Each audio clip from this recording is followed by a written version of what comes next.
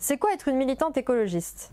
À l'occasion de cette semaine du 8 mars, nous vous proposons de plonger dans la vie d'une militante, celle qu'a vécu Agnès Bellard, militante syndicaliste et politique dans le 20e arrondissement. Agnès Bellard s'est engagée dès 1967 avec le Parti socialiste unifié et c'est en 1998 qu'elle a rejoint les Verts, avec qui elle s'est par exemple mobilisée pour la mise en place de pistes cyclables à Paris. Agnès Bellard a donné ses archives à la Fondation et on a classé son fonds l'année dernière. Dans son fonds, on trouve des tracts, des communiqués de presse, des comptes rendus de réunions. Et son fonds, il vient compléter un fonds que nous avions déjà, qui est le fonds du groupe local du 20e arrondissement de Paris. Il faut savoir qu'à une époque, ce groupe local, c'était le groupe local le plus important au sein du parti. Comme d'autres militantes de sa génération, Agnès Bellard s'est impliquée sur des sujets variés.